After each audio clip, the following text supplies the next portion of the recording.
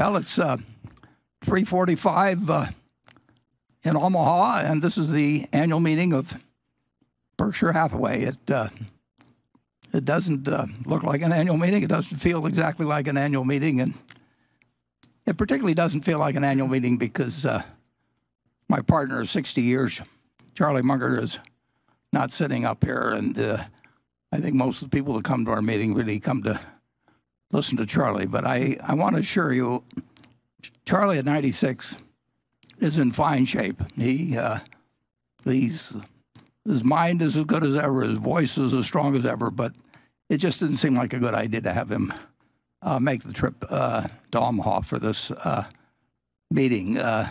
Charlie is really taking to this new life. He's added Zoom to his repertoire, so he has meetings every day with various people, and he's just skipped right by me technologically. But that really isn't such a huge achievement. It's more like, kind of like stepping over a peanut or something. But nevertheless, I want you to assure you, Charlie is in fine shape, and he'll be back next year, and we'll try to have everything in the show that we normally have next year.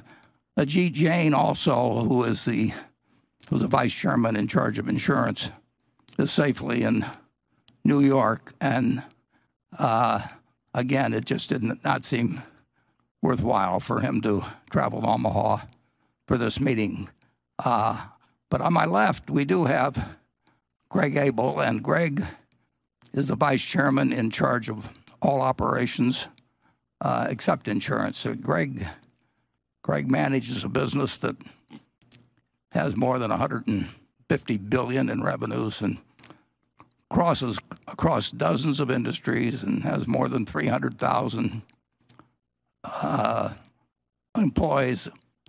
And he's been at that job a couple of years, and frankly, I don't know what I'd be doing today if I didn't have Ajit and Greg handling the duties that I was doing only about a quarter as well a couple of years ago. So I owe a lot of thanks to Greg, and you'll get exposed to him more as this meeting goes along. The meeting will be divided into 4 parts. In a moment or two, I will talk sort of a monologue with slides. I've never really used slides before. I've taught college classes intermittently, but pretty steadily from age 21 to age 88, and I never recall using a single slide. But who says you can't teach an old dog new tricks? So we'll see whether you can or not.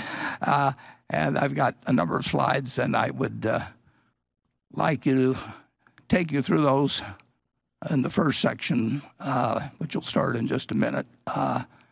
And then we'll move on to a brief recap of Berkshire's first quarter results. Now, we put those up in the 10-Q, which was posted on the internet on BerkshireHathaway.com this morning, and there's lots and lots of detail in there, so I'm not going to go through that. I'll point out 1 or 2 things that may be of interest to you, and actually I'll talk a little bit about what we did in April, which is something that is new to Berkshire to be that current, but I'll give you that. Then we'll have the formal meeting, which will take maybe 15 or 20 minutes. And from there, we'll go to Becky Quick, who for a couple of hours will grill me and Greg on questions she's selected from a huge batch that I'm told she's received.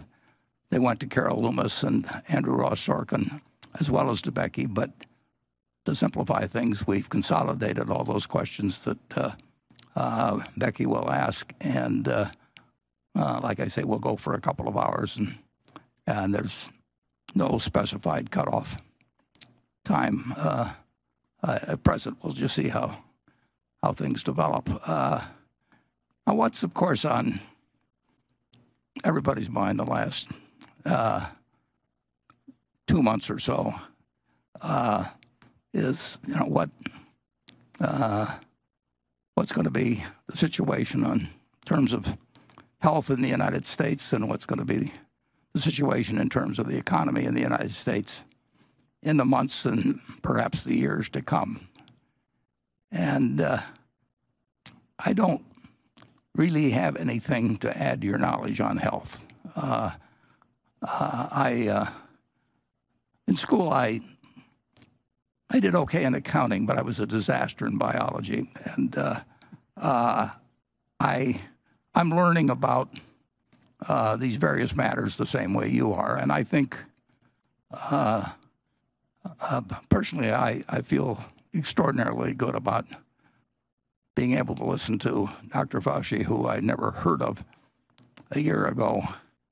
But I think we're very, very fortunate as a country to have somebody at 79 years of age who appears to be able to work 24 hours a day and keep a good humor about him and communicate in a very, very straightforward matter about fairly complex subjects, and tell you when he knows something and when he doesn't know something. So I'm not going to talk about any political figures at all, or politics generally this afternoon, but I do feel that I owe a huge debt of gratitude to Dr. Fauci for educating and informing me, actually along with my friend Bill Gates too, as to what's going on. And I know I get it from a straight shooter when I get it from either one of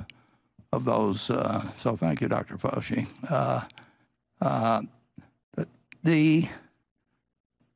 When this hit us, and as I sit here in this auditorium with 17 or 18,000 empty seats, the last time I was here, it was absolutely packed. Creighton was playing Villanova, and there were 17 or 18,000, whatever it holds. It was full.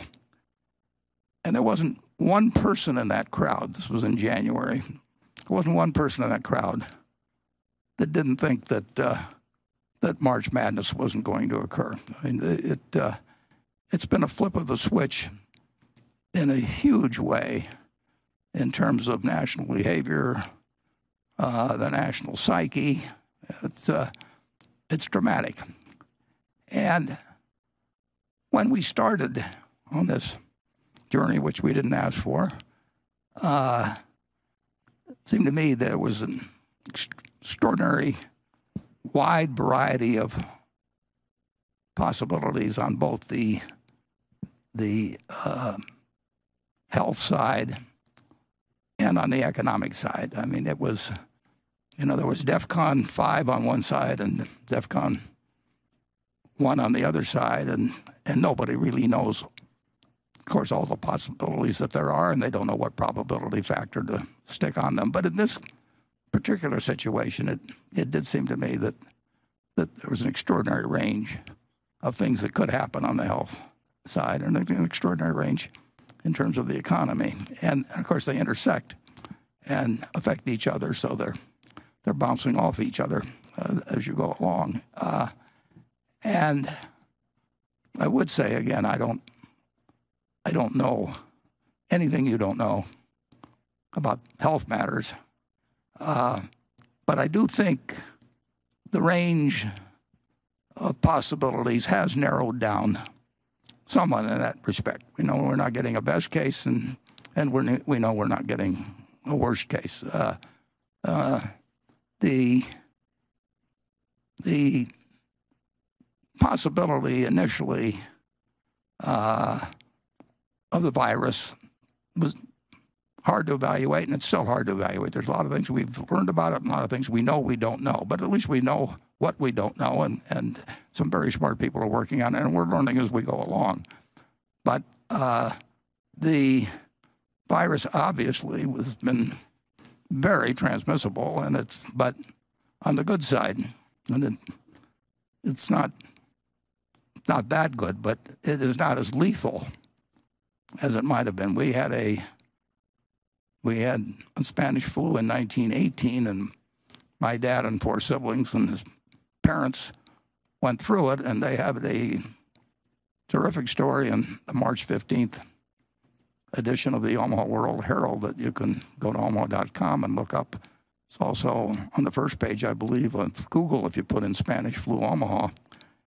And during that particular time, in maybe 4 months or so, Omaha had 974, I believe, deaths. And that was 0.5% of the population.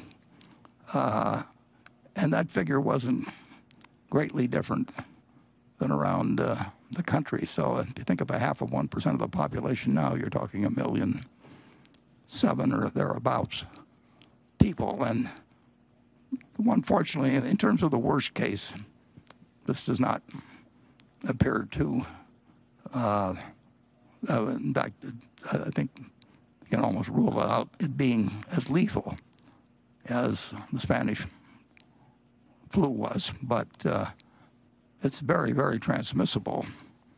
And of course, we have the problem, we don't know the denominator in terms of exactly how lethal it is, because we don't know how many people have had it and didn't know they had it.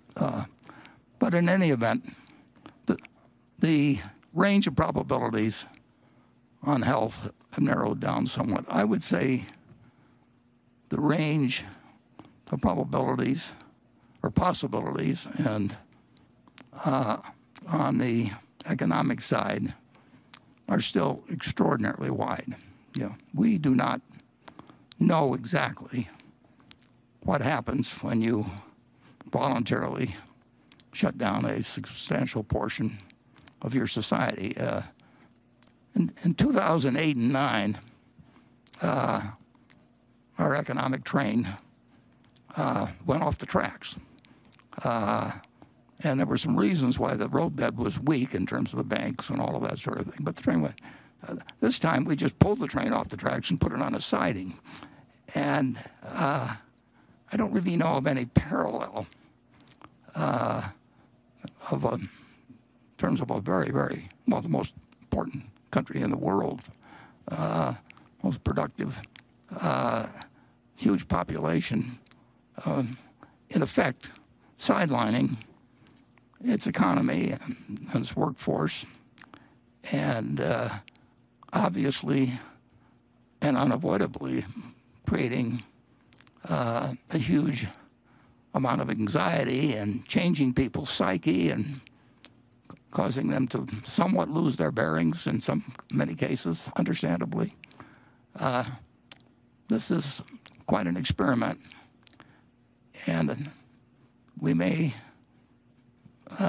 know the answer to most of the questions reasonably soon, but we may not know the answers to some very important questions for many years. So it still has this enormous range of possibilities. But even facing that, I would like to talk to you about the economic future of the country, because I remain convinced, as I have. I was convinced of this in World War II. I was convinced of it during the Cuban Missile Crisis, 9/11, the financial crisis, that nothing could basically stop America. And we've faced great problems in the past. We haven't faced this exact problem. In fact, we haven't really faced anything that even quite resembles this problem. But we faced tougher problems, and the American miracle, the American magic, has always prevailed, and it will do so again. And I would like to take you through a little history to essentially make my case that if you were to pick one time to be born and one place to be born, and you didn't know what your sex was going to be. You didn't know what your intelligence would be. You didn't know what your special talents or special deficiencies would be. That if you could do that one time, you would not pick 1720. You would not pick 1820. You would not pick 1920. You'd pick today, and you would pick America. And of course, the interesting thing about it is that ever since America was organized in 1789, when George Washington took the oath of office, people have wanted to come here. Can you imagine that? You know, for 231 years, there's always been people that have wanted to come here. Now, my friend, I think has jumped the gun just a shade on putting up slide one, but I'm going to call from some slides as we go along. But the interesting thing about this country is what is on slide one. Let's put it up. And this is an extraordinarily young country. Now, I'm comparing it to a couple of guys that are pretty old, but when you think about the fact that my age, Charlie's age, or our life experience, and then we'll throw in this young guy over here, Greg Abel, and if our life experiences combined exceed the life of the United States, we are a very, very young country. But what we've accomplished is miraculous.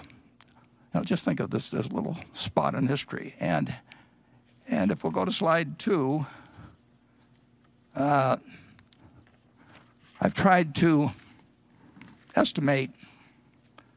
Well, let's go back and we stay with slide 2. But the population in 1790, we had 3.9 million people here.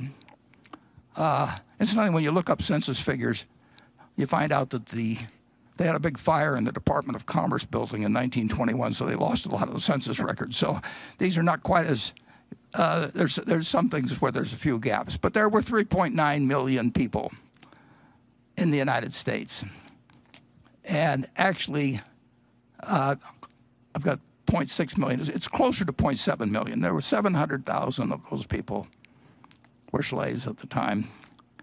But those 3.9 million people were 1/2 of 1% of the population of the planet. And if you'd asked any of those 3.9 million people, any of them, to imagine what life would be like 231 years later, even the most optimistic person, and they could have been drinking heavily and even had a little pot, and they still could not in their wildest dreams have thought that in 3 lifetimes, Charlie's, mine, and Greg's, that in that period, you would be looking at a country with 280 million vehicles shuffling around its roads.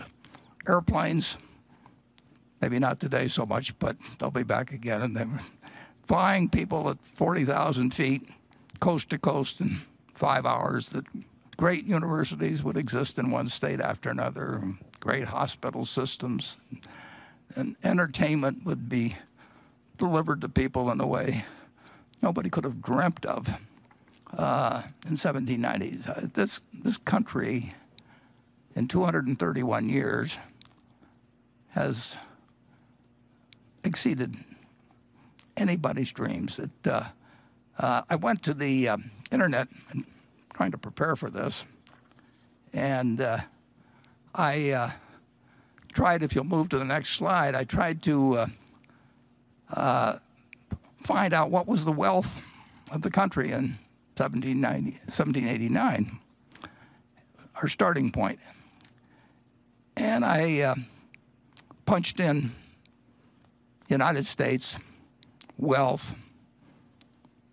I tried 1789, I tried 1790. I thought it might be a little easier. terms of a round year. And I think 4 million or so references came up. And I didn't look at all 4 million, but I can tell you the data collection in those early days on many fronts was not anything like today. You really can't find what I would consider reliable figures. You can find out how many mules there were in the country and a few things like that, and trying to add them up. But in real estate, when you're looking at houses or apartment houses or office buildings, that they're each slightly different than each other, but they look to comparable sales. So it's hard to find a lot of countries that have been sold where the wealth has been estimated. But it was interesting to go back and think about the fact that in 1803, we purchased for $15 million. We made the Louisiana Purchase. Now that's a little later than 1789, but that's the best comp, as they say in real estate. That's the best comp we could find for land mass anyway. And when we made that purchase, that was equal, incidentally, to about a quarter, about 800,000 plus square miles. But it was about a quarter of what the lower 48 states now contain. So we bought about a quarter of the lower 48 for this $15 million back in 1803. And if you live in Texas and your grandfather is close to dying, and he calls the children around him, and in his final words, he always says, "Don't sell the mineral rights." Well, the French sold us the mineral rights on that $15 million deal as well. So we got that whole strip there. We got all of Kansas and essentially all of Oklahoma, and they produced 21 billion barrels of oil for us and a lot of natural gas since the purchase. One of the sidelights is that we paid our $15 million for the Louisiana Purchase. We paid $3 million of it, 20% of it. We paid with 200,000 ounces of gold valued at $15 an ounce, and that $3 million that the French took. And we got South Dakota as part of the Louisiana Purchase, and the Home State mine up there, before it closed, produced well over 40 million ounces of gold, and 40 million ounces of gold, and comes to about $60 billion worth. And like I say, 200,000 ounces took care of 20% of our purchase price. So the Louisiana Purchase was a bargain, but it's what the going price was for 800,000 square miles, I guess, at the time, and 3 cents an acre. And so I decided, by playing around with various numbers such as that it, as a reasonable estimate of the worth of the country, in 1789, $1 billion was not a crazy figure. Now, if I'd been an academician or something, I would have put $1,107,400,000 or something like that. Or I would have made it look respectable. But it's a wild guess. But it's not a crazy figure. So what has happened? Let's move on to the next slide. To the wealth of the country since then. And here we have some figures that come out pretty regularly. Well, they do come out regularly, where the Federal Reserve estimates the net household worth of people in the United States, all the households in the United States. And you can look these up, and you'll see that there's 30 trillion of stocks, and I think maybe single-family homes. There's 82 million or so owner-occupied single families, and maybe 45 million rental apartments and so on. So you start adding all these up, and the Federal Reserve tells us, and I invite you to look at the data, it's kind of interesting, that we now, in the United States, 231 years later, we have 100 trillion, we have more than 100 trillion of household wealth, even though the stock market's gone down somewhat since the last quarterly report. So you say, well, we've had a lot of inflation and everything. We actually, in the United States, for the first half of our existence, roughly, we didn't really have that much inflation. We had inflationary periods and deflationary periods, but the general price level did not change that dramatically. But I will assume again for this calculation that there's been 20-for-1 inflation. It's way less than that in many commodities, but it's very hard to measure and talk about equivalent benefits from different kinds of products and so on, and costs. But I think it's reasonable to say that the United States, in real terms, has increased in wealth. That's something in the area of 5,000 for one, which is really, it's mind-blowing. 5,000 for one in real terms in a country that had 0.5% had a bunch of raw land. But a vision that to accomplish that in 231 years, there's just no denying that's beyond what anybody could have dreamt earlier. But it was not done, and this is important, because we've now hit a bump in the road. It was not done without some very, very serious bumps in the road. It was not 231 years of steady progress. As a matter of fact, we had been in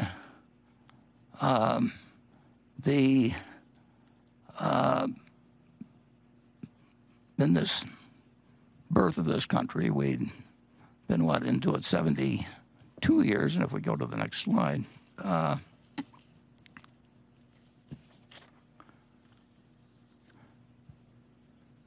1861, we now had about 31 million people. With the 1960 census showed around 31 million people or thereabouts in the country, and 4 million of them were slaves, and we had never really resolved the very much unfinished business of what was involved in compromises in 1789, and we'll have more to say about that later. But we had something that not too many countries experience, and if you told people in 1789 that in 72 years you were going to have a division that caused the President of the United States at Gettysburg to say that testing whether that nation or any nation so conceived and dedicated can long endure. Imagine the President of the United States wondering aloud whether the country that he was presiding over could long endure. Only 72 years, or 74 years at Gettysburg, had taken place. So while this marvelous dream was being played out, roughly a third of the way through it, we faced this really moment of decision, and we we entered into a contest that, if we'll go to the next slide, I made an estimate that literally killed roughly 6% of the males in the country who were between 18 and 60. I'm assuming that there were more than 600,000 deaths in the war, and I think it's a reasonable estimate that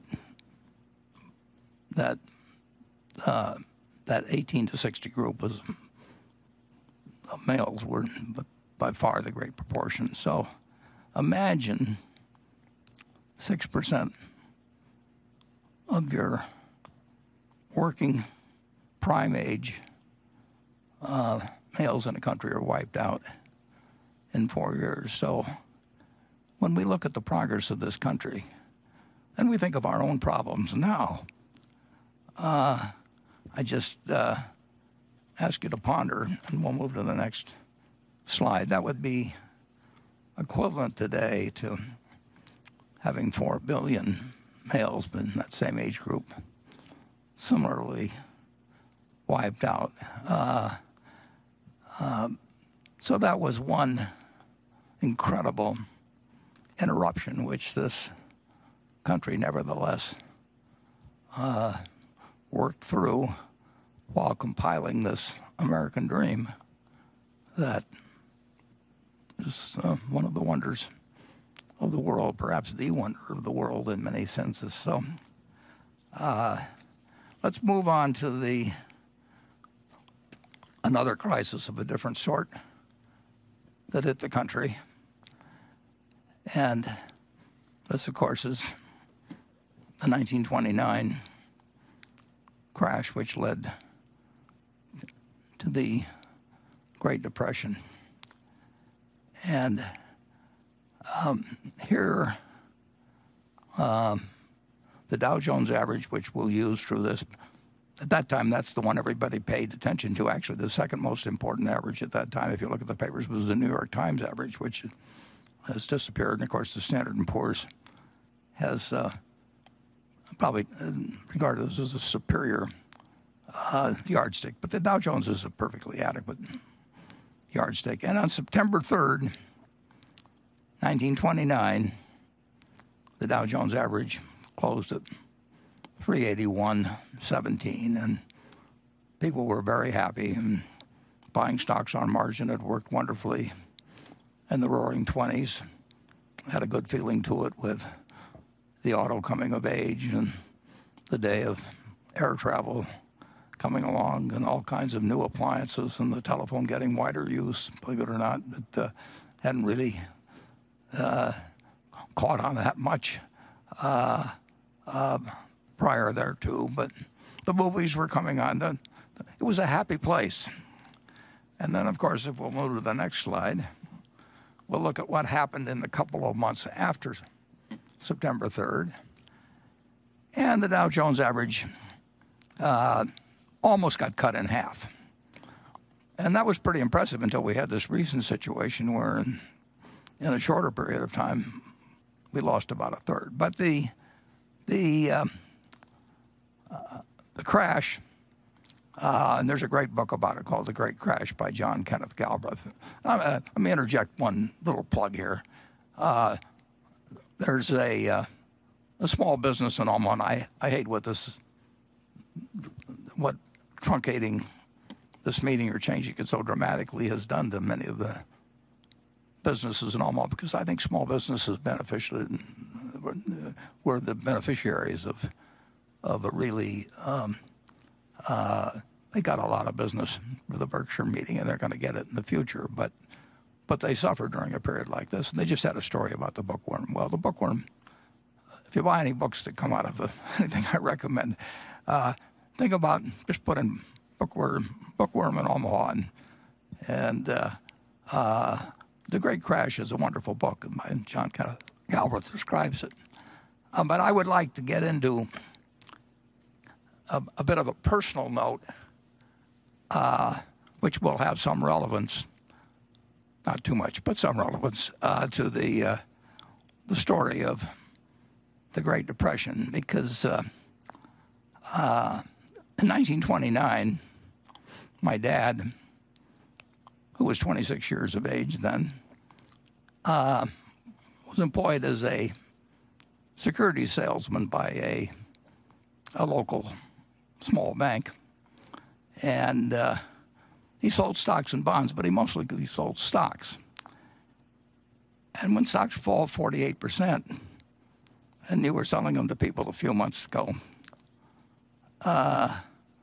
you really don't feel like going out and facing those same people. So I think my dad probably elected to do, as they say now, shelter in place, which means stay at home. And there really wasn't that much in our house. We just had a small yard. It was wintertime anyway. My dad wouldn't have been puttering on the yard anyway. And there really wasn't, the television wasn't there. And he and my mother got along very well. So under those conditions, if you'll turn to the next slide, I was born about 9 months later. So, but at that time, I was actually born on August 30th, but the stock market was closed that day, and so I'm using the previous day figures. But it wasn't. I didn't notice at the time that the market was closed, but the stock market had actually recovered over 20% during that 9.5-month period or thereabouts. People did not think in the fall of 1930, they did not think they were in a Great Depression.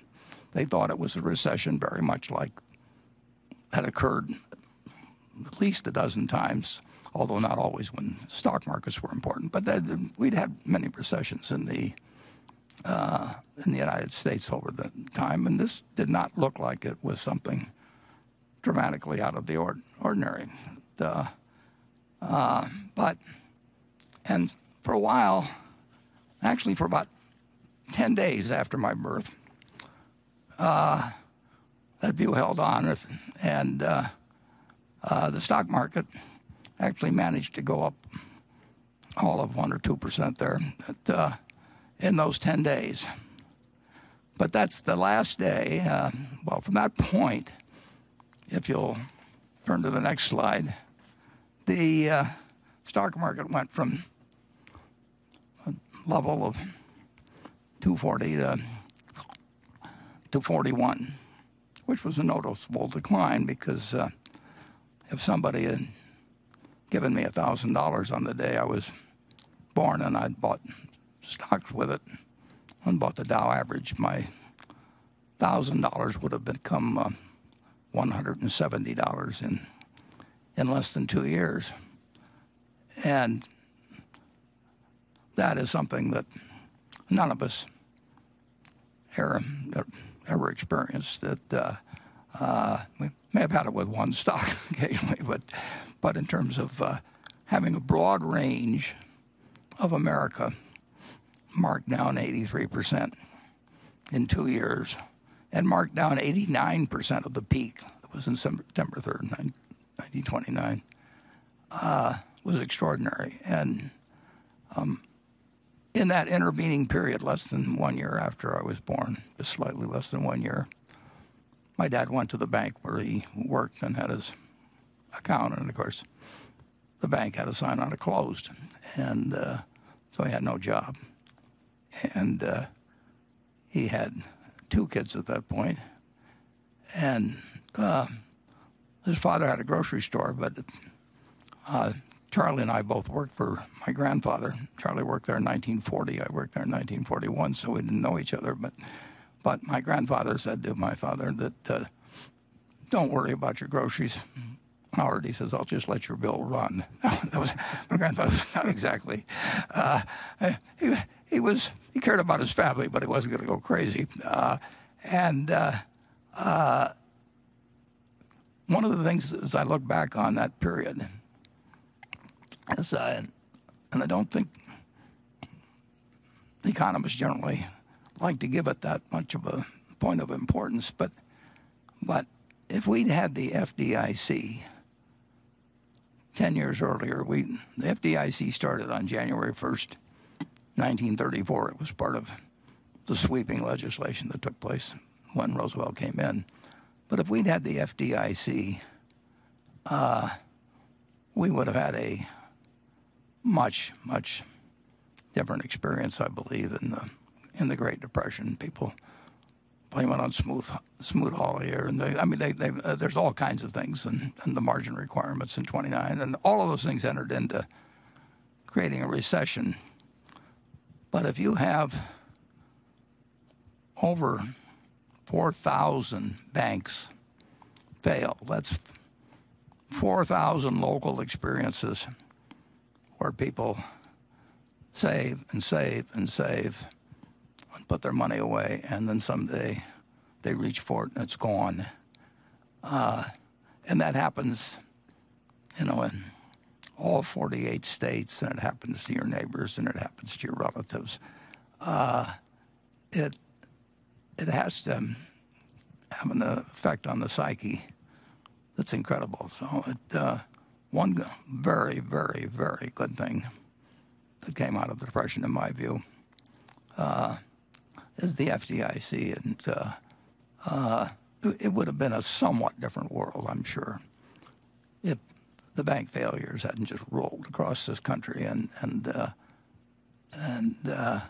with people that thought that they were savers found out that they had nothing when they went there, and there was a sign that said closed.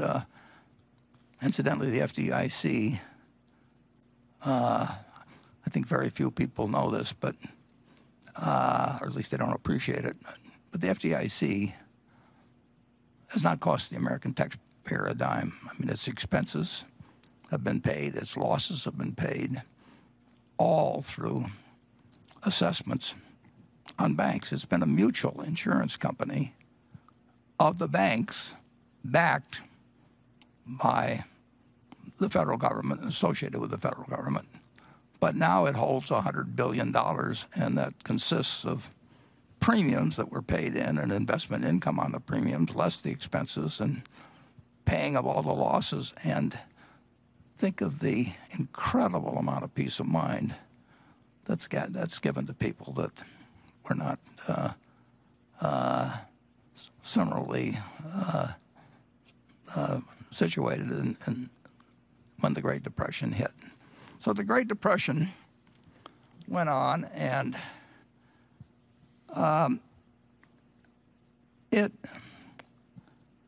lasted a very long time, but it lasted a lot longer in the minds of people than it did actually in its effects. World War II came along, and on sort of an involuntary manner, we adopted Keynesianism. We started running fiscal deficits, of course, that were absolutely huge, and took our debt up to a percentage of GDP, which we've never reached, had never reached before, and never have reached since. So we had an enormous economic recovery, but the minds of people had been so scarred, the memories. Parents told their children. 1929 became a symbol in people's minds. I mean, if you said 1929, it was like saying 1776 or 1492. I mean, everybody knew exactly what you were talking about, and it affected stock prices in a rather remarkable way, to the point, if you'll change to the next slide, it was January 4th of 1951 that the kid who was born on August 30th in 1930 had finished college before the stock market got back to where it was at that earlier time. So take the years from 1930, or 1929, really, to 1951.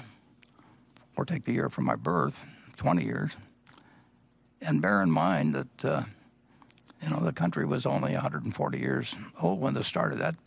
That's 20 years out of this amazing 231-year lifetime of our country that was flat out, a time for a long time of no economic growth and no feeling by people in terms about the wealth of the country, about what the American economy was worth, what all these corporations that were doing far, far, far better than they were long ago. But it took all of that time to restore in the market a price level that was equal to what it was when I was born 20 years earlier.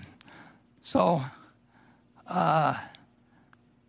if you think about the fact that we're enduring a few months, and we'll endure many more months, but and we don't know how it comes out. And people in the 30s didn't know how it was going to come out, but they endured, persevered, prospered, and the American miracle continued. But it's interesting in that I actually don't have a slide for the next one, because last night I was thinking, after all the slides had been prepared, I was actually thinking about this a little bit, and I remembered that at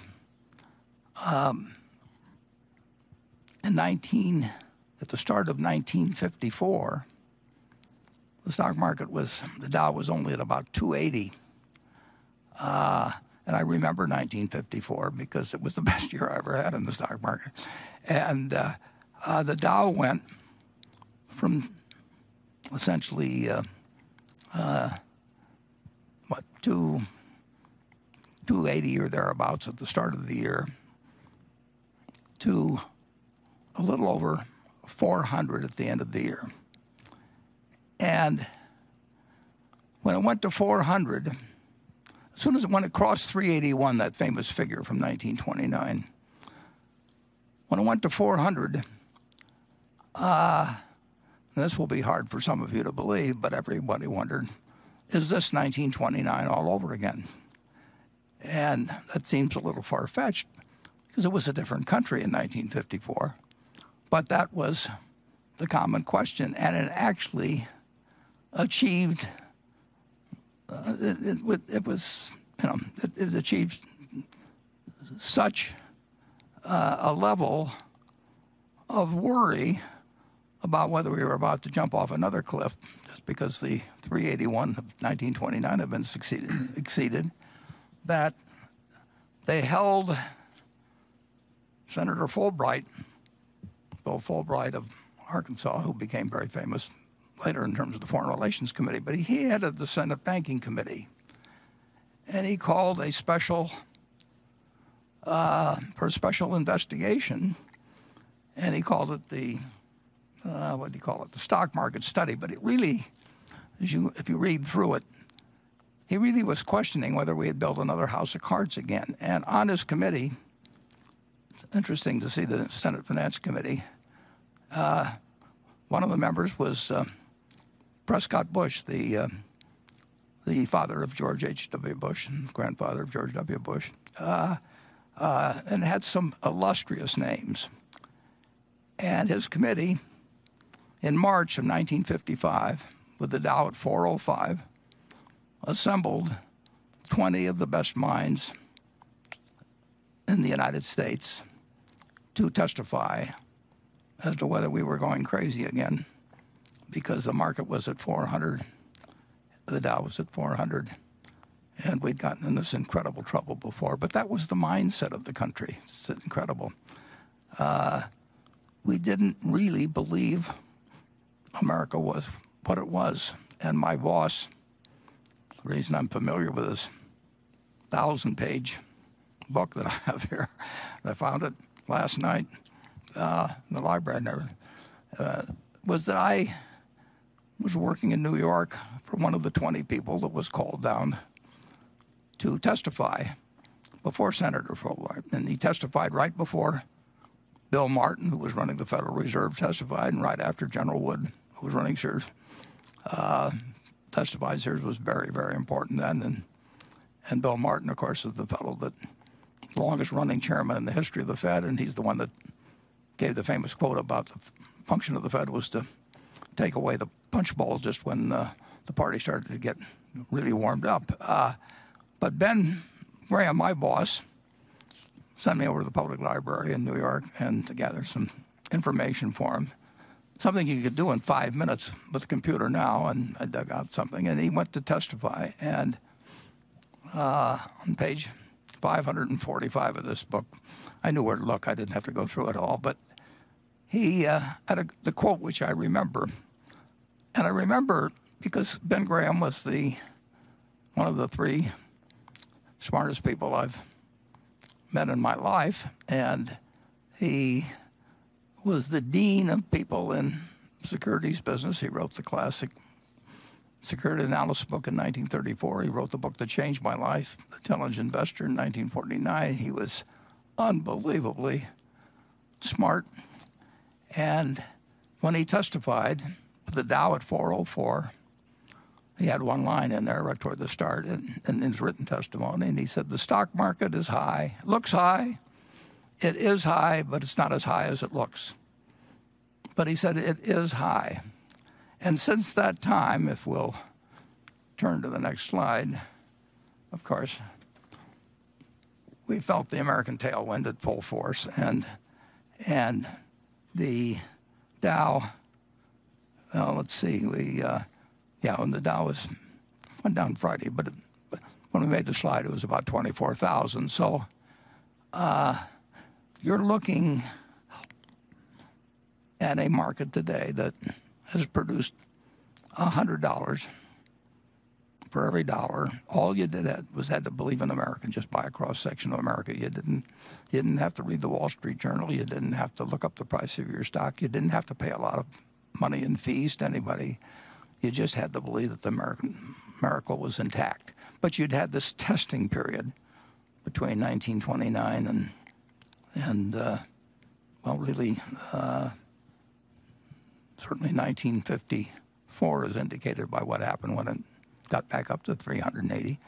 You had this testing period, and people really, they'd lost faith to some degree. They just didn't see the potential of what America could do. And we found that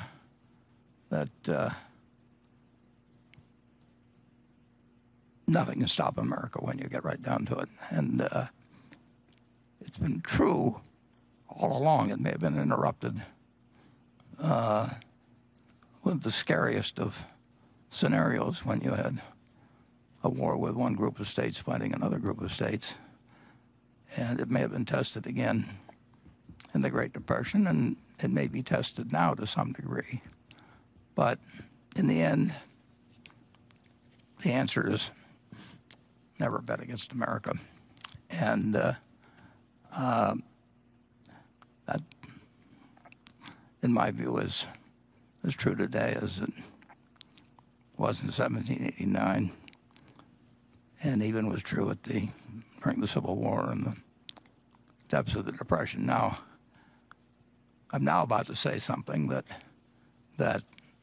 and don't change the slide yet, but I'm now about to say something that some of you will be tempted to argue with me about, but I would make the case that we are imperfect in a great, great, great many ways, but I would say, and if you'll put up the next slide, that we are now a better country as well as an incredibly more wealthy country than we were in 1789. We're far, far, far from what we should be, will be, but we have gone dramatically in the right direction. It's interesting. We said in 1776, we said we hold these truths to be self-evident, that all men are created equal, endowed by their creative with certain unalienable rights. Among these are life, liberty, and pursuit of happiness.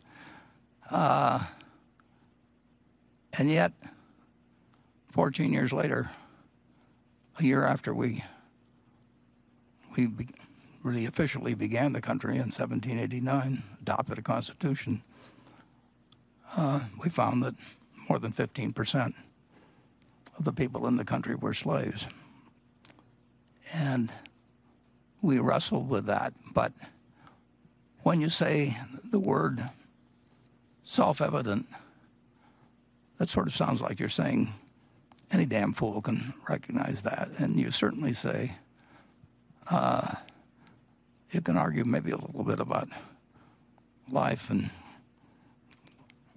the pursuit of happiness, but I don't see how in the world anybody can reconcile liberty with the idea that 15% of the population was enslaved.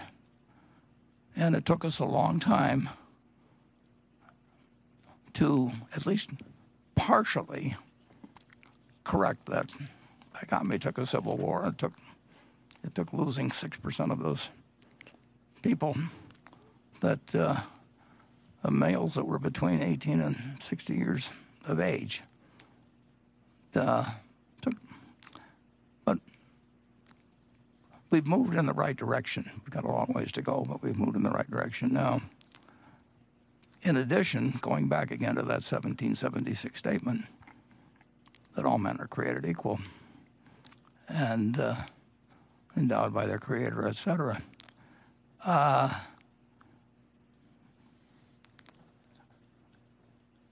think it was self-evident to the 50% of the population that they were getting a fair deal for over half the lifetime of the country.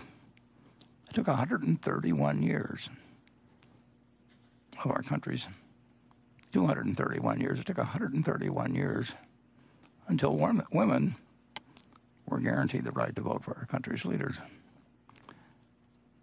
And then what's even more remarkable is that after we adopted the 19th Amendment in 1920, it took 61 more years until a woman was allowed to join those 8 males on the Supreme Court. I grew up thinking that the Supreme Court, must have been said it had to be 9 men, but it 61 years, so it took 192 years before Sandra Day O'Connor was appointed to the court. And now you can say that there was a pipeline problem.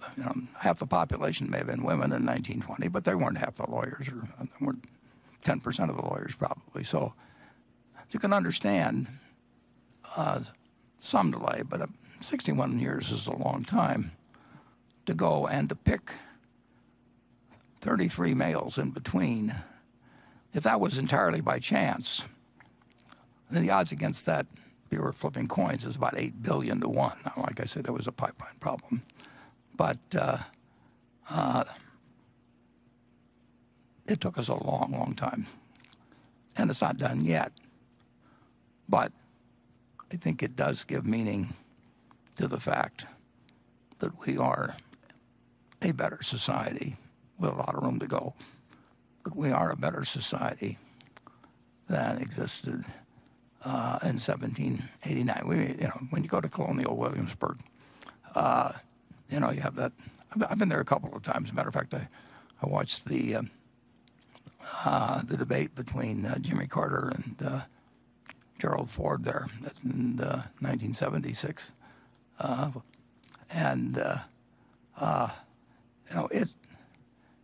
it was not a great time to be black. It was not a great time to be a woman, and both of those categories still have certainly got potential for significant improvement in terms of fulfilling that pledge made in 1776 about how we believe that it's self-evident that all men are created equal. But we have made progress. We are a better society, and we will, as the years go by. If you'll move to the next slide. And I believe that. And I think, let's see if I can get these slides in the proper order here. I believe that when you get through evaluating all of the qualitative facts, what we have done toward meeting the aspirations of what we wrote in 1776. What we wrote in 1776 wasn't a fact, but it was an aspirational document, and we have worked toward those aspirations, and we have a long way to go. But I'll repeat, if you'll move to the next slide, that never, never bet against America. Now, let's move on now to a much broader subject, what I don't know. And I don't know, and perhaps with a bias, I don't believe anybody knows what the market is going to do tomorrow, next week, next month, next year. I know America is going to move forward over time, but I don't know for sure. And we learned this on September 10th, 2001, and we learned it a few months ago in terms of the virus. Anything can happen in terms of markets. And if you can bet on America, but you have to be careful about how you bet, because simply because markets can do anything. On October, whatever it was, in 1987, October 11th, I believe, Monday, markets went down 22% in one day. In 1914, they closed the stock market for about 4 months. After 9/11, closed the market for 4 days. We hustled to get it going again. But nobody knows what's going to happen tomorrow. So when you bet, I tell you to bet on America, and I tell you that that's what's really gotten me through ever since I bought my first stock when I was 11. I mean, I caught a huge, huge, huge tailwind in America, but it wasn't going to blow in my direction every single day, and you don't know what's going to happen tomorrow. And I would like to, in the context of the present news, point out something you may find kind of interesting. If you go to YouTube,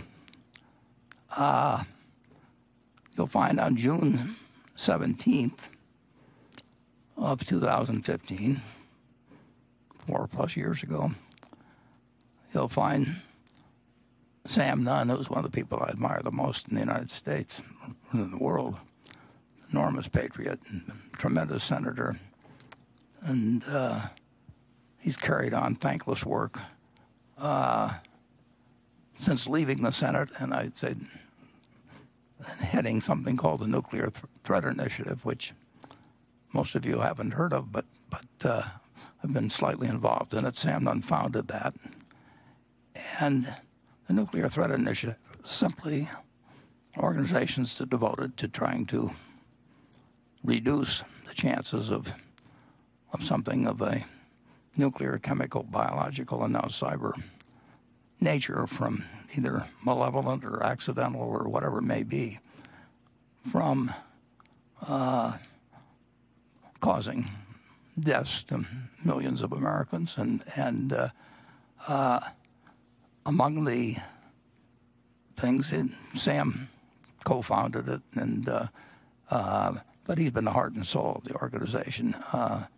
subsequently, and they talked about, worried about pandemics along with the nuclear threat for decades. And he's participated in war games where they play out various scenarios, including malevolent pandemics that could be started by the same kind of nut that sent the anthrax letters in around 9/11, a little after. And Sam appeared on this YouTube presentation, and I'm sure he's been on many others. I just happened to look this one up, and talked about the dangers of a pandemic. And anybody should listen to Sam Nunn anytime he talks. So he said at that time, germs don't have borders, which we've certainly learned in the last couple of months. And when I clicked on YouTube, if you'll go to the next, I found out that it had it had 831 views, and this was only a few days ago. I looked it up, and maybe, I don't know whether most of those views have just been the last few days, or the last few months, I should say, because of the interest in pandemics. But it is hard to think about things that haven't happened yet, and so we can experience, when something like the current pandemic happens, it's hard to factor that in, and that's why you never want to use borrowed money, and at least in my view, in margin to buy into investments. And we run Berkshire that way. We run it so that we literally try to think of the worst case of not only just one thing going wrong, but other things going wrong at the same time, maybe partly caused by the first, but maybe independent even of the first. And,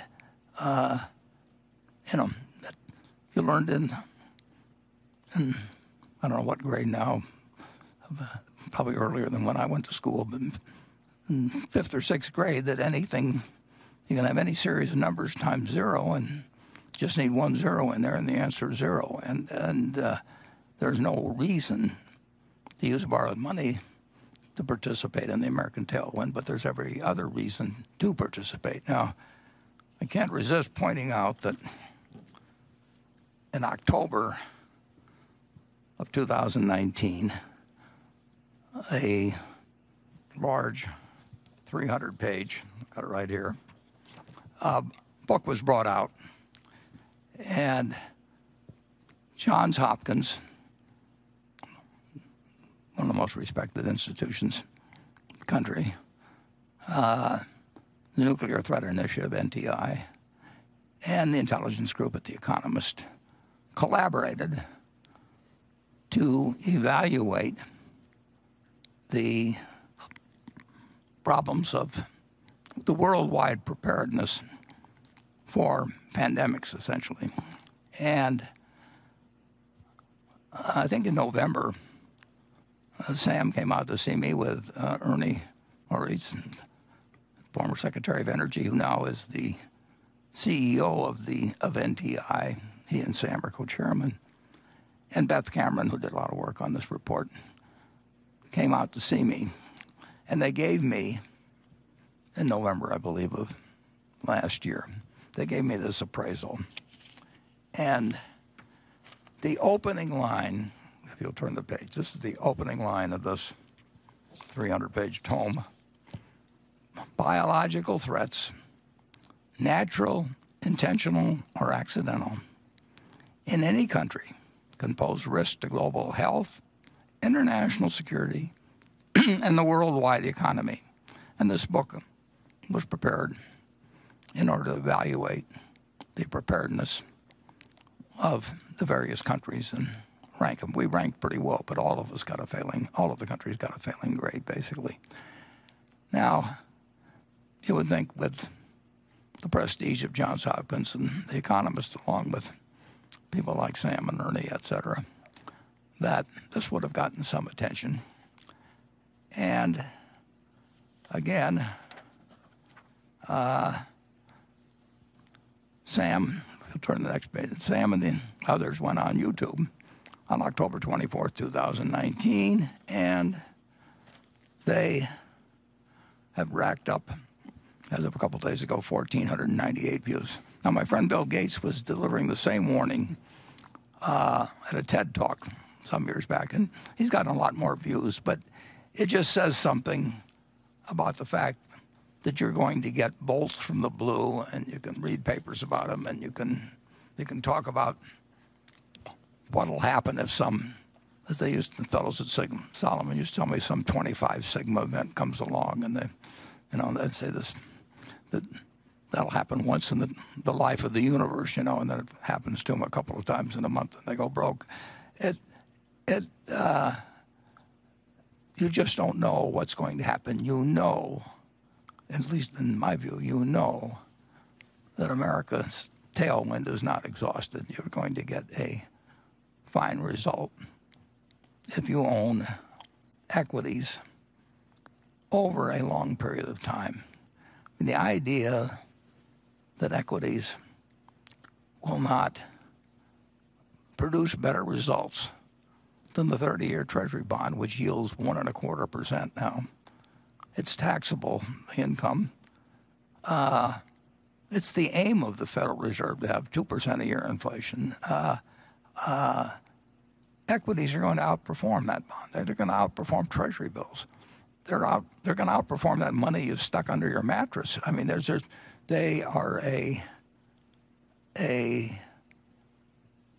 enormously sound investment, as long as they're an investment and they're not a gambling device or something that you think you can safely, buy on margin or whatever it may be. It's interesting that stocks offer, stocks are we always look at stocks as just being a part of a business. I mean, stocks are a small part of a business. If in 1789 you'd saved a small amount of money, and it wasn't easy to save, you might have bought, with those savings, you might have bought a tiny, tiny plot of property. Maybe you bought a house that could be rented to somebody, but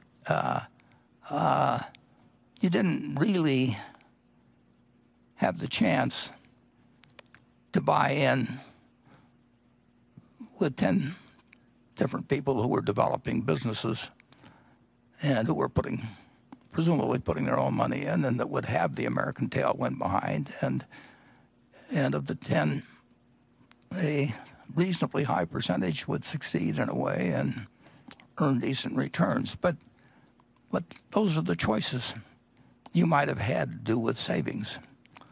And they started offering bonds originally, and there again you got a limited return, but the return may have been, in those days, may have been 5 or 6% or something of the sort. But you can't buy risk-free bonds. I mean, the yardstick for me is always the U.S. Treasury, and when somebody offers you quite a bit more than the U.S. Treasury, there's usually a reason. There's more risk. But going back to stocks, people bring the attitude to them too often that because they are liquid and quoted minute by minute, that it's important that you develop an opinion on them minute by minute. Now, that's really foolish when you think about it. And that's something Graham taught me in 1949. I mean, that single thought. Stocks were parts of businesses and not just little things that moved around on charts. Charts were very popular in those days, and whatever it may be. Imagine for a moment that you decided to invest money now, and you bought a farm. And the farmland around here, let's say you bought 160 acres, and you bought it at X per share, or per acre. And the farmer next to you had 160 identical acres, same contour, same quality of soil quality. So it was identical. And that farmer next door to you was a very peculiar character, because every day that farmer with the identical farm said, "I'll sell you my farm, or I'll buy your farm at a certain price," which he would name. Now, that's a very obliging neighbor. I mean, that's got to be a plus to have a fellow like that with the next farm. You don't get that with farms. You get it with stocks. If you own 100 shares of General Motors, on Monday morning, somebody will buy your 100 shares or sell you another 100 shares at exactly the same price, and that goes on 5 days a week. But just imagine if you had a farmer doing that. When you bought the farm, you looked to what the farm would produce. That was what went through your mind. You were saying to yourself, "I'm paying X dollars per acre. I think I'll get so many bushels of corn or soybeans on average. Some years good, some years bad. Some years the price will be good, some years the price will be bad, etc." But you think about the potential of the farm. And now you get this idiot that buys a farm next to you, and on top of that, he's sort of a manic depressive and drinks, maybe smokes a little pot. So his numbers just go all over the place. Now, the only thing you have to do is to remember that this guy next door is there to serve you and not to instruct you. You bought the farm because you thought the farm was had the potential. You don't really need a quote on it. If you bought in with John D. Rockefeller or Andrew Carnegie, and there were never any quotes. Well, there were quotes later on, but basically you bought into the business, and that's what you're doing when you buy stocks. But you get this added advantage that you do have this neighbor who you're not obliged to listen to at all, who is going to give you a price every day, and he's going to have his ups and downs, and maybe he'll name a silly price that he'll buy at, in which case you sell if you want to, or maybe he'll name a very low price and you'll buy his farm from him. But you don't have to, and you don't want to put yourself in a position to where you have to. So stocks have this enormous inherent advantage of people yelling out prices all the time to you.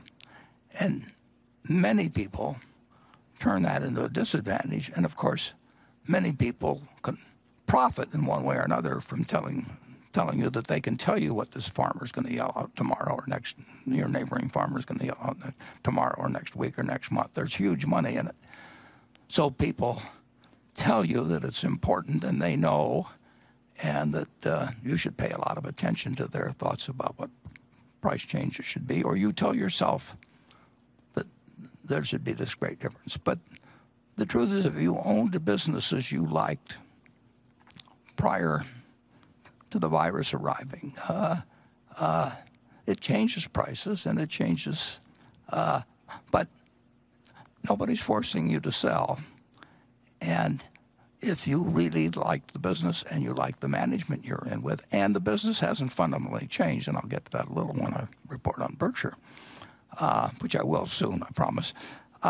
The stocks have an enormous advantage, and you still can bet on America, but you can't bet unless you're willing and have an outlook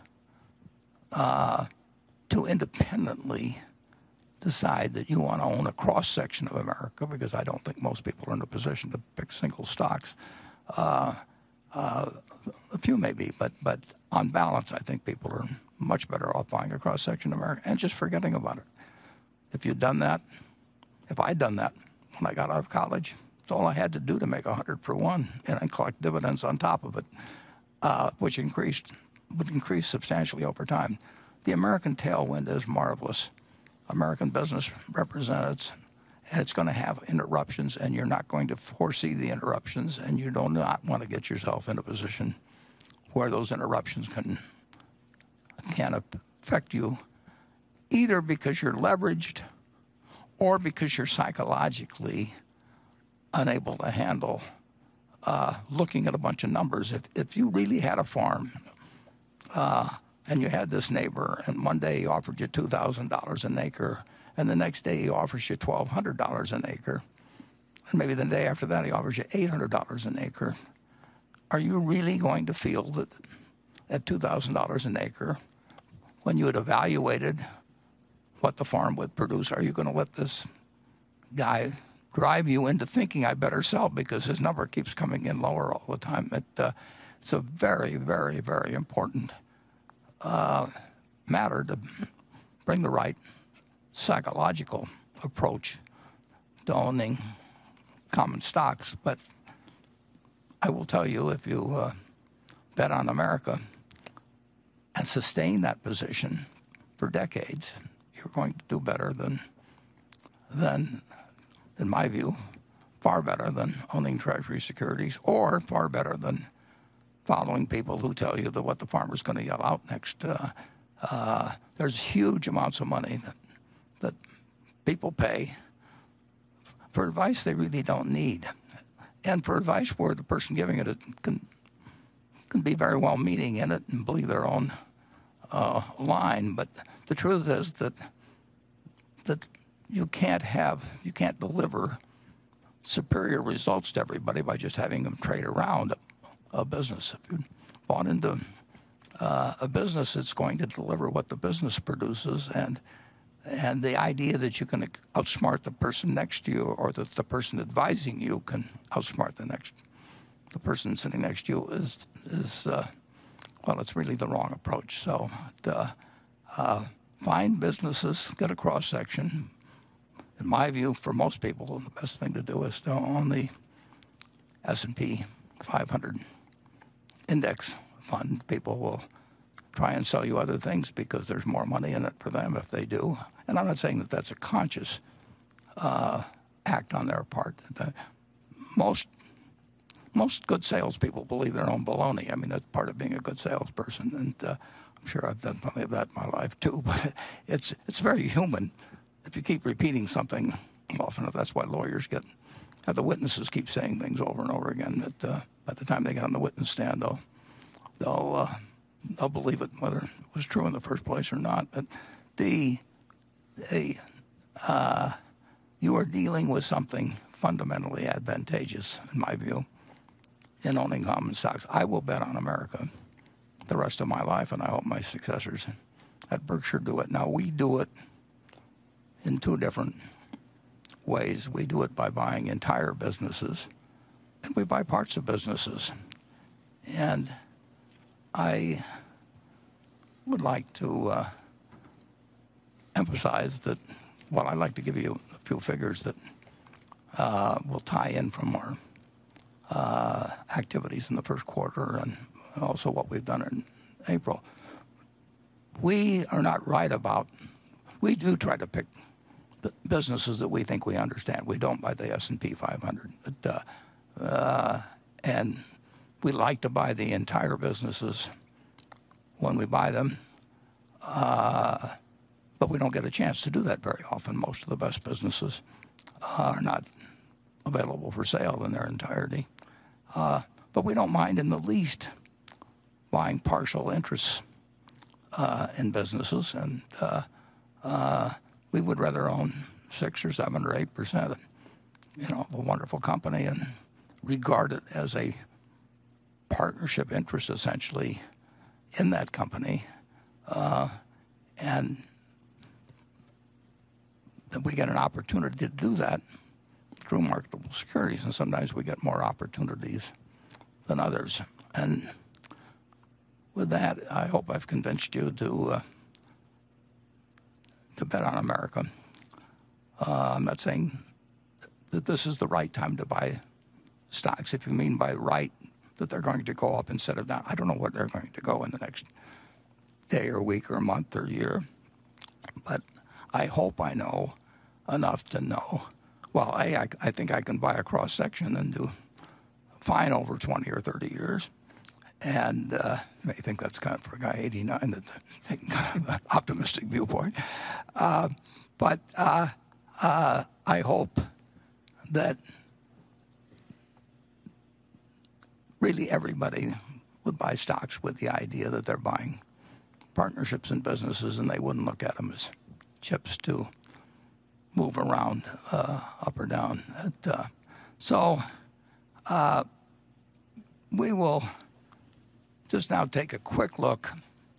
And I see we've got Becky's email address. So if you have questions on what I've said or other things, you can email these questions. And she is back there, probably sort of a madhouse trying to handle questions coming in and pick out the ones she's going to prioritize. But feel free to, anything I've talked about so far, to send along to her.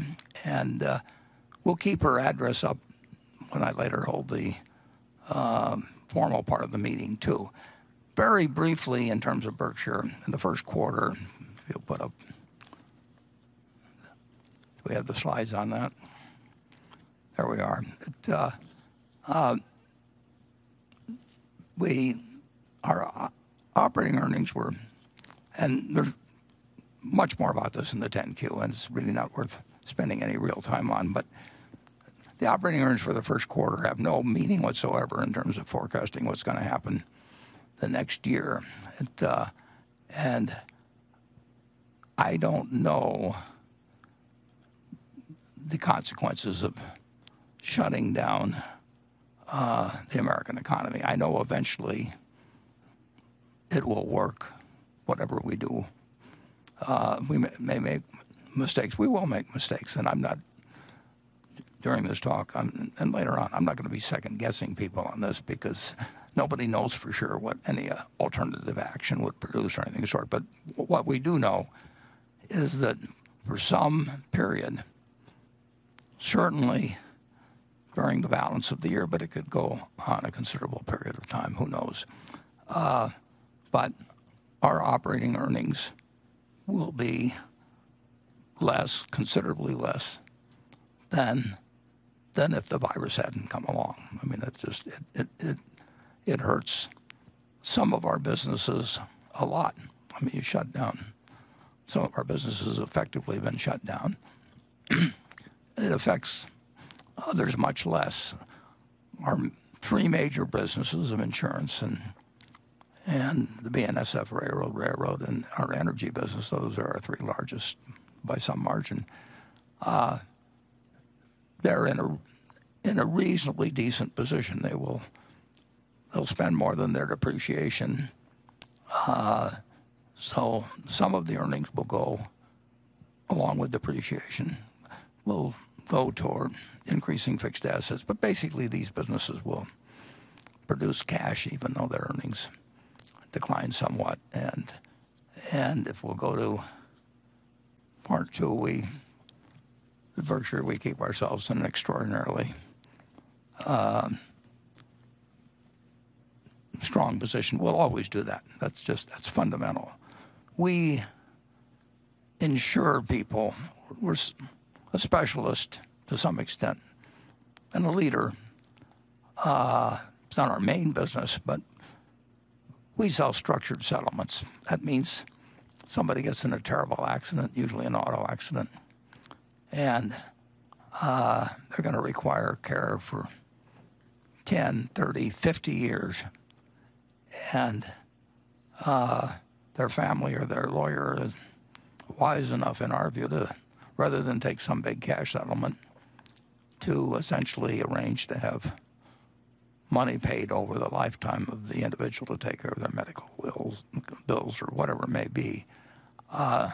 And we're a large, we've got many, many, many people that, in effect, have staked their well-being on the promises of Berkshire to take care of them for, like I say, 50 years or longer into the future. And, now, I would never take real chances with money under of other people's money under any circumstances. That both Charlie and I come from a background where we ran partnerships.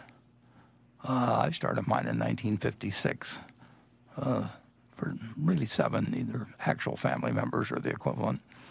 And Charlie did the same thing 6 years later. And we never, neither one of us, I think, I know I didn't, I'm virtually certain the same is true of Charlie, neither one of us ever had a single institution investment with us. I mean, every single bit of money we managed for other people was from individuals, people with faces attached to them, or entities, or money with faces attached to them. And so we've always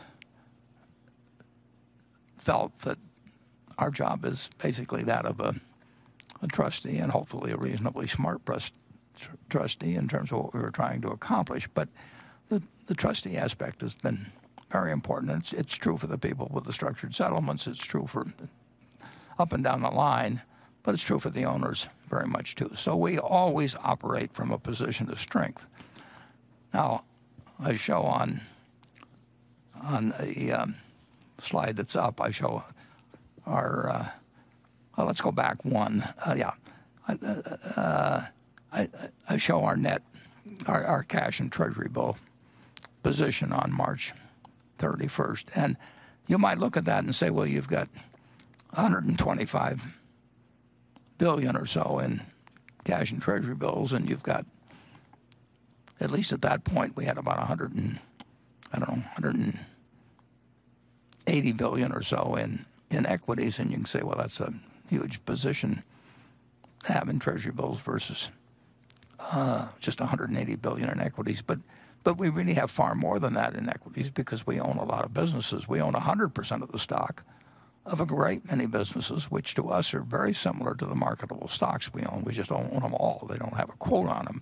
But we have hundreds of billions of wholly owned businesses. So our 124 billion is not some 40% or so cash positions. It's far less than that, and we will always keep plenty of cash on hand. And for any circumstances, if a 9/11 comes along, if the stock market is closed as it was in World War I, it's not going to be. But I didn't think we were going to be having a pandemic when I watched that Creighton-Villanova game in January either. So we want to be in a position at Berkshire where, well, you remember Blanche DuBois and in A Streetcar Named Desire. That goes back before many of you, but she said she didn't want to.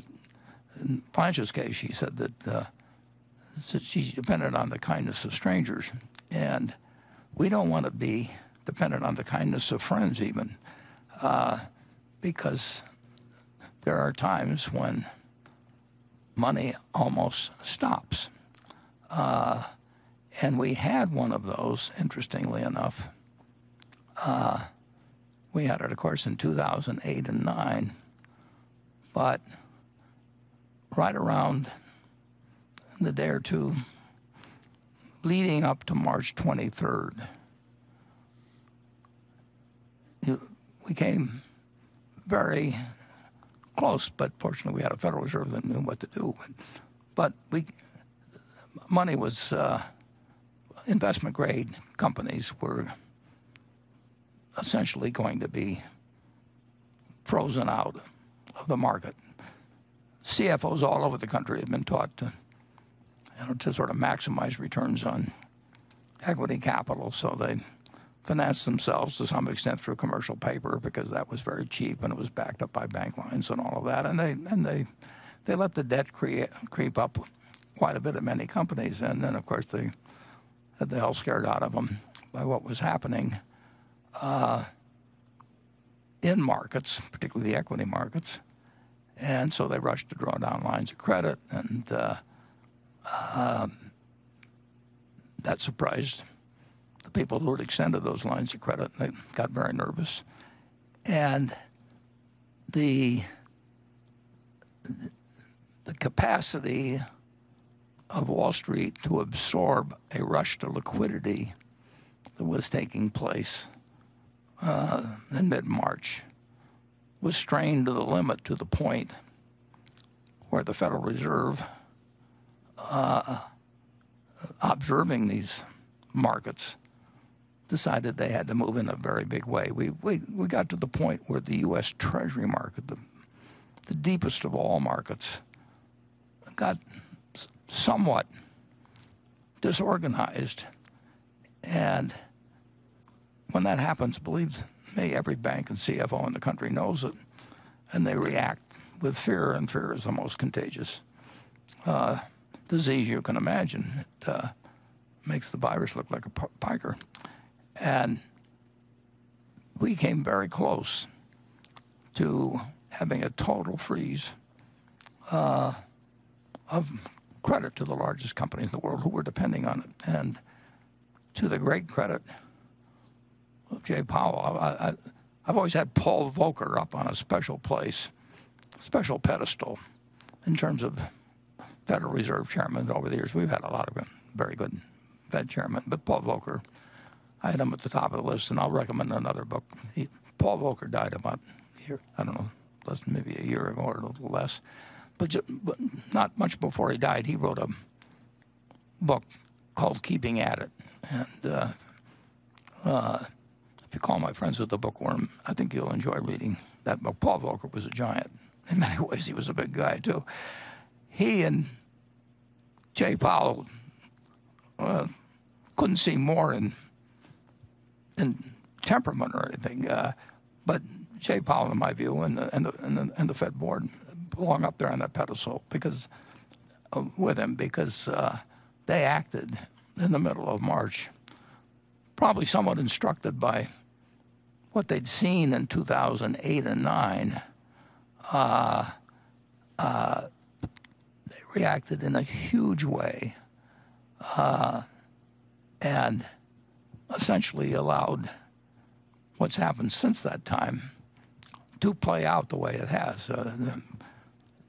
March, where the market had essentially frozen, closed a little after mid-month, ended up, because the Fed took these actions on March 23rd, it ended up being the largest month for corporate debt issuance, I believe, in history.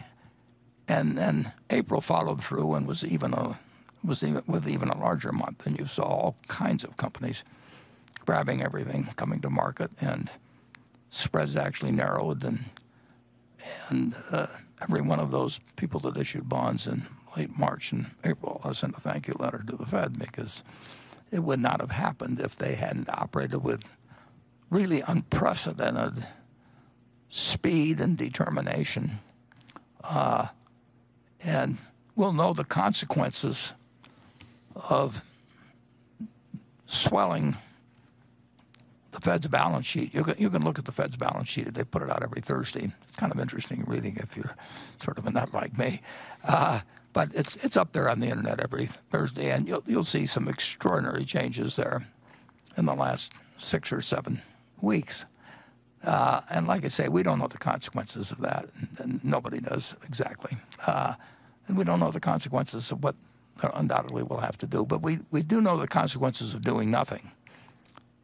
And that's would have been the tendency of the Fed in many years past, not doing nothing, but doing something inadequate. But Mario Draghi, brought the whatever it takes to Europe, and the Fed in mid-March sort of did whatever it takes squared, and we owe them a huge thank you. But we're prepared at Berkshire. We always prepare on the basis that maybe the Fed will not have a chairman that acts like that, and we really want to be prepared for anything. So that explains some of the $124 billion in cash and bills. We don't need it all, but we do never want to be dependent on not only the kindness of strangers, but the kindness of friends. Now, in the next slide, we have what we did in equities, and these numbers are tiny when you get right down to it. I mean, for having 500 billion or so in net worth, and I mean not in net worth, but in market value at the start of the year or something close to that. We bought in 1.7 billion of stock, and our purchases were a couple of billion more than our sales of equities. But as you saw in the previous slide, we had operating earnings of almost 6 billion, and so we did very little in the first quarter. And then I've added another figure which I wouldn't normally present to you, but I want to be sure that if I'm talking to you about investments in stocks more than I usually have, I want you to know what Berkshire's actually doing. Now, you'll see in the month of April that we net sold 6 billion or so of securities, and that isn't because we thought the stock market was going to go down or anything of the sort, or because somebody changes their target price or they change this year's earnings forecast.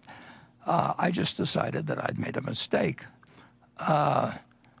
in evaluating. It was an understandable mistake. It was a probability-weighted decision when we bought that we were getting an attractive amount for our money when investing across the airlines business. So we bought roughly 10% of the 4 largest airlines, and we probably, this is not 100% of what we did in April, but we probably paid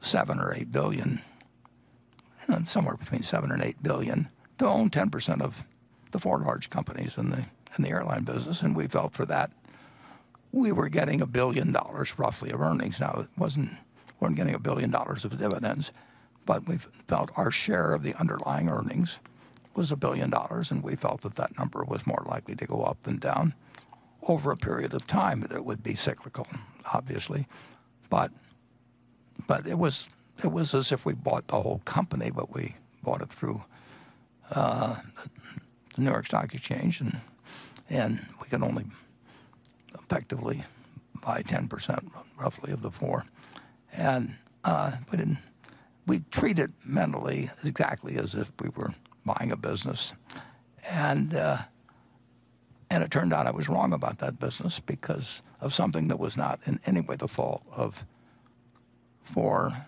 excellent CEOs. I mean, believe me, no joy being a CEO of an airline, but the companies we bought were well managed.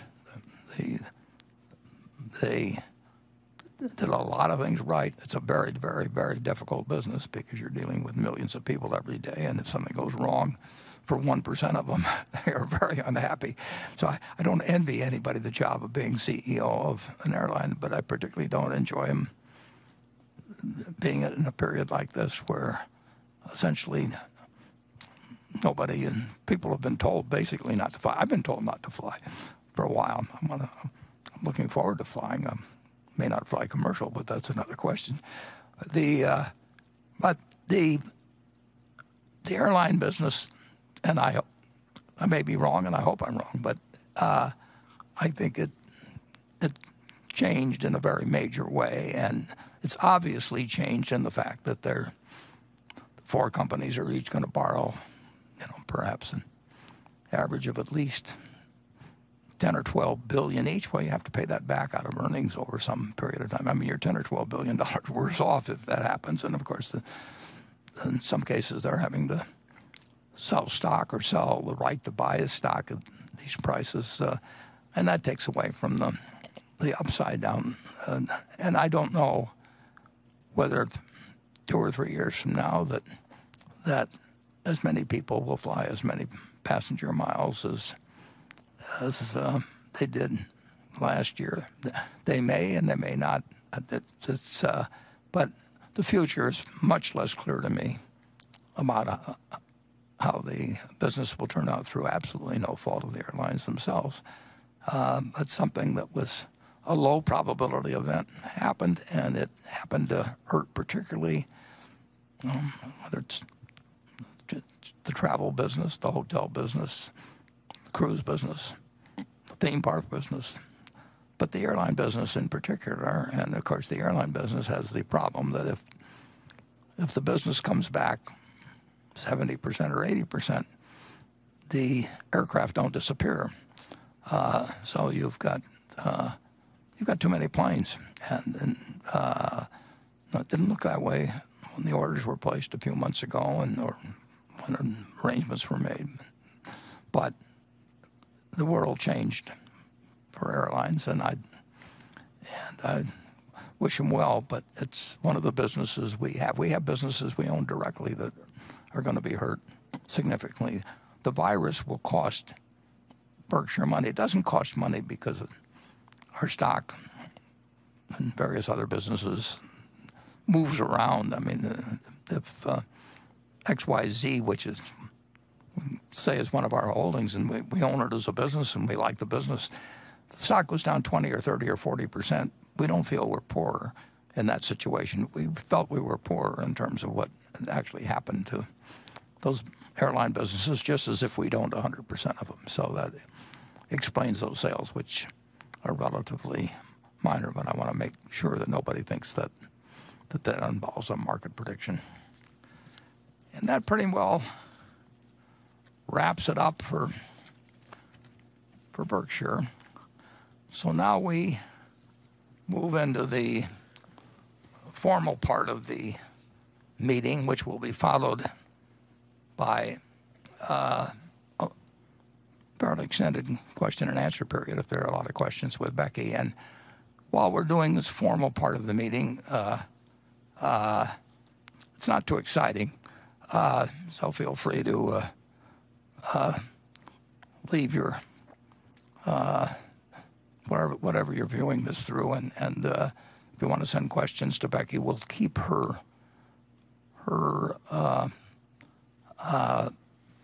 contact information up on the screen, or if you want to pick yourself a sandwich or do anything else, we will now move, or you can pay attention to the formal part of the meeting. But we will do this, and won't take too long, and then we will move on to the question and answer meeting. So with that, I will call the meeting to order, and this follows the script, as if you can't tell by what I'm saying.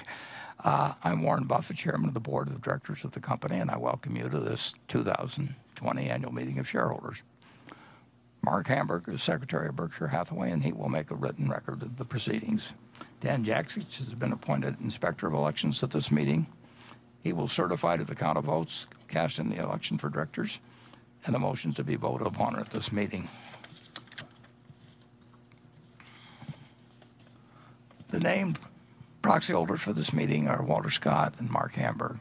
Does the Secretary have a report of the number of Berkshire shares outstanding entitled to vote and represented at the meeting? Yes, I do. As indicated in the proxy statement that accompanied this the notice of this meeting that was sent to all shareholders of record on March 4th, 2020, the record date for this meeting, there were 699,123 shares of Class A Berkshire Hathaway common stock outstanding, with each share entitled to one vote on motions considered at the meeting, and 1,382,352,370 shares of Class B Berkshire Hathaway common stock outstanding, with each share entitled to 1/10,000th of one vote on motions considered at the meeting. Of that number, 472,037 Class A shares and 834,802,274 Class B shares are represented at this meeting by proxies returned through Thursday evening, April 30th. Thank you. That number represents a quorum, and we will therefore directly proceed with the meeting. First order of business will be a reading of the minutes of the last meeting of shareholders. I recognize Ms. Debbie Bozanik, who will place a motion before the meeting. I move that the reading of the minutes of the last meeting of shareholders be dispensed with and the minutes be approved. Do I hear a second? I second the motion. The motion is carried. The next item of business is to elect directors. I recognize Ms. Debbie Pasonic to place a motion before the meeting with respect to election of directors. I move that Warren Buffett, Charles Munger, Gregory Abel, Howard Buffett, Stephen Burke, Kenneth Chenault, Susan Decker, David Gottesman, Charlotte Guyman, Ajit Jain, Thomas Murphy, Ronald Olson, Walter Scott, and Merrill Whitmer be elected as directors. I second the motion. It has been moved and seconded that Warren Buffett, Charles Munger, Greg Abel, Howard Buffett, Steve Burke, Ken Chenault, Susan Decker, David Gottesman, Charlotte Guyman, Ajit Jain, Tom Murphy, Ron Olson, Walter Scott, and Merrill Whitmer be elected as directors.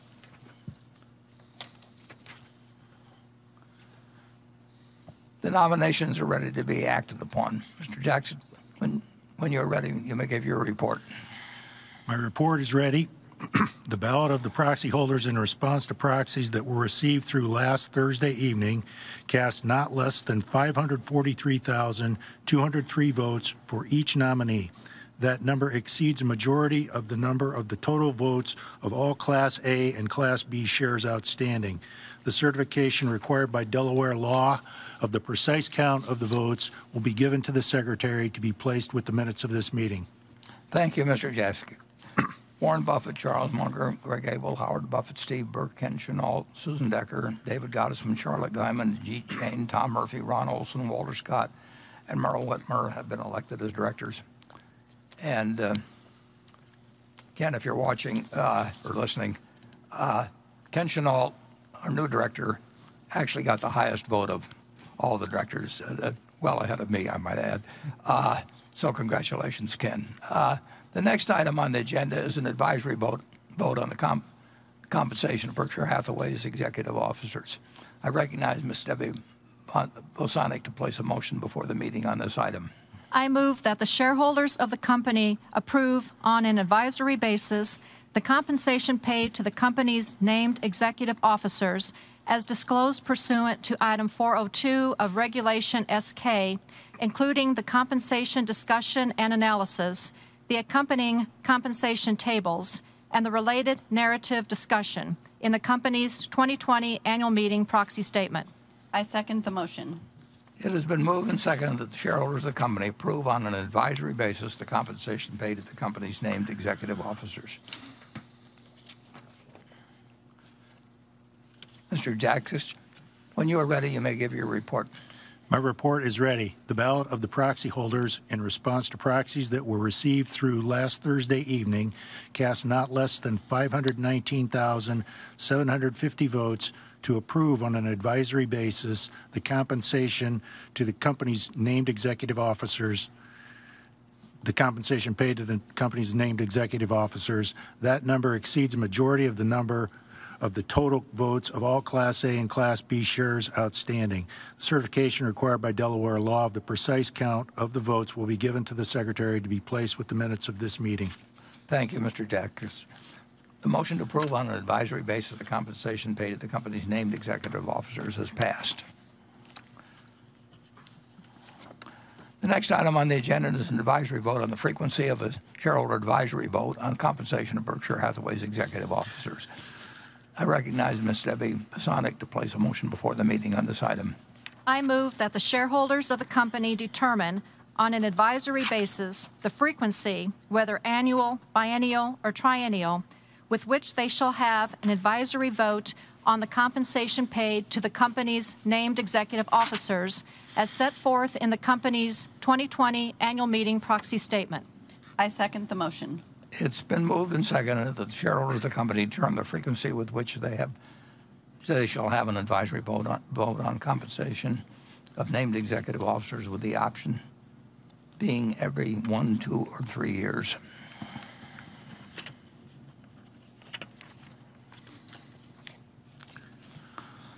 Mr. Jackson, when you are ready, you may give your report. My report is ready. The ballot of the proxy holders in response to proxies that were received through last Thursday evening casts 131,443 votes for a frequency of every year, 2,228 votes for a frequency of every 2 years, and 419,984 votes for a frequency of every 3 years of an advisory vote on the compensation paid to the company's named executive officers.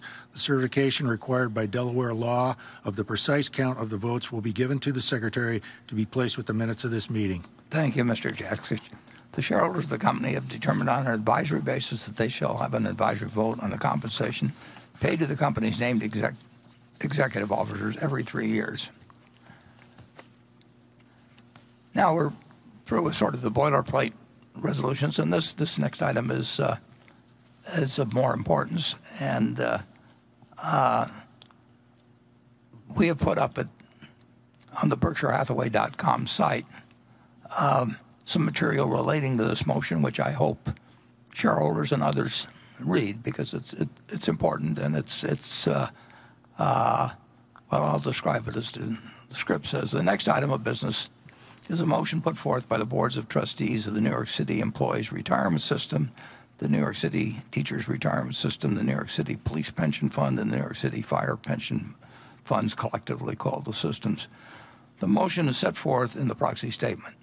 The motion requests that the company adopt a policy for improving board and top management diversity.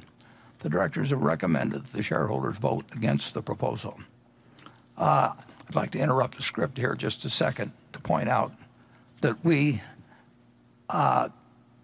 when we saw that it would be impossible to have shareholders attend this meeting and traveling to Omaha and gatherings which really neither the governor, the mayor, or the public safety people thought would be advisable. We were hoping to have somebody from the controller's office come and present the motion and then have a good discussion at the meeting of the pros and cons, because it's a serious, important subject. And I can tell you on a personal basis, I think I'm in sync with the controller in terms of how he wants the world to evolve, but I disagree on the specifics of this motion as applied to board generally and to Berkshire's board in particular. And we've been very outspoken over the years. We've probably written more on qualifications for directors than probably any public company I can think of, and we've been consistent over the years, and we've explained the reasons for our position. And we know a great many people disagree with that position. So I welcome the idea of really presenting to our meeting and having our shareholders hear what they had to say and evaluate what our thoughts were. And when we had to essentially not allow shareholders at the meeting, we immediately got in touch with the controller's office, and we said we'd make an exception if anybody from the controller's office wanted to come out and present the proposition or the proposal and engage in a discussion of the pros and cons. And as you might expect, they were not in a position to send somebody, and we offered, and we may have made it even in the first place, we'd be glad to have somebody introduce the motion on their behalf, and that we would also, if they would send along a supporting statement, we would be glad to have the person that was their proxy, in effect, present the motion. We'd have to have them read the supporting statement, and we said we'd appreciate it if they keep it to 5 minutes or less. And they wrote back immediately or emailed back immediately and said that they'd be delighted to do it that way, and they'd even try and keep it down to 3 minutes. So they have sent a supporting statement, which is going to be read to you in a minute, and I'm glad they did it. I do hope shareholders will, or have already, and others will listen to what the supporting statement says, and will also read the original argument that they made in the proxy for their proposal, and they will read our reasons for voting against, suggest voting against, because it's an important topic, and I really hope that next year that if somebody from the controller's office wishes to come out, we'd be glad to have even a more fulsome discussion of the subject. So with that, I will now recognize Mr. Hamburg to read a statement prepared by the Comptroller of the City of New York in support of the motion. Thank you. Mr. Chairman, members of the board, fellow share owners.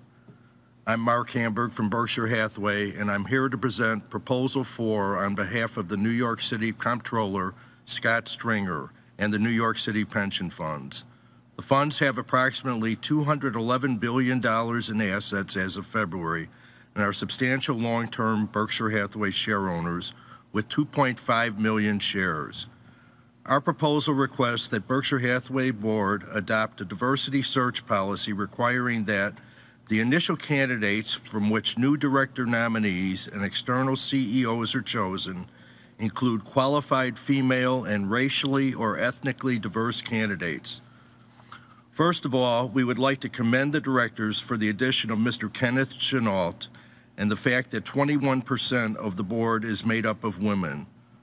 We would also like to recognize that the executive pipeline includes diverse candidates, including Mr. Ajit Jain, another board member. Secondly, we applaud Mr. Buffett's recognition that women in the boardroom have historically been rare, and even more importantly, that although women won the right to have their voices heard in a voting booth a century ago, attaining similar status in a boardroom remains a work in progress. With our share owner proposal, what we are seeking is to nudge this particular process forward. Thirdly, one of the things that Mr. Buffett mentions is that he only buys businesses that have 3 criteria, the second of which is able and honest managers, and that the most important duty for a board is to find and retain a talented CEO.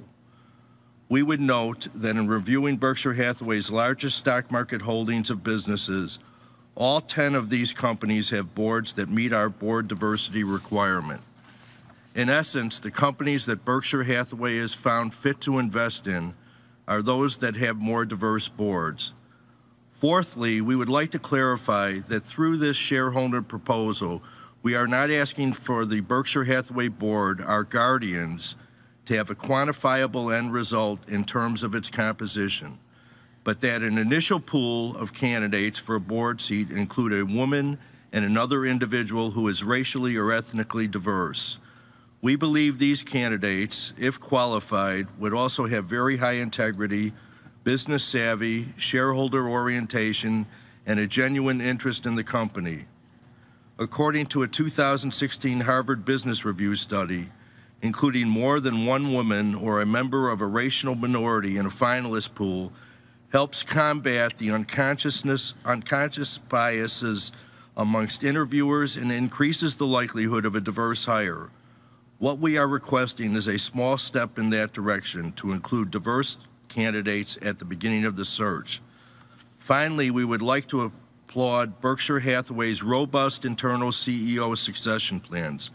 Our proposal states that a CEO diversity policy should only apply in the case of an external search. The New York City Comptroller's Office is disappointed that we never had the opportunity to discuss our proposal with directors or management, but remain open to constructive engagement. In the interim, we strongly urge Berkshire Hathaway share owners to support Proposal 4. Thank you.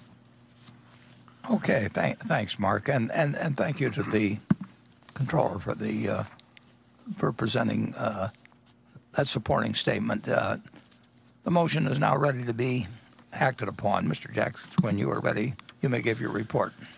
My report is ready. The ballot of the proxy holders in response to proxies that were received through last Thursday evening cast 65,925 votes for the motion and 485,824 votes against the motion. As the number of votes against the motion exceeds a majority of the number of votes of all Class A and Class B shares properly cast on the matter, as well as all votes outstanding, the motion has failed. The certification required by Delaware law of the precise count of the votes will be given to the Secretary to be placed with the minutes of this meeting. Thank you, Mr. Jackson. The proposal fails. I move that this meeting be adjourned. I second the motion to adjourn. A motion has been made and seconded. The meeting is adjourned. So thank you. I'm just looked at my watch and I talked a lot longer than I should have probably.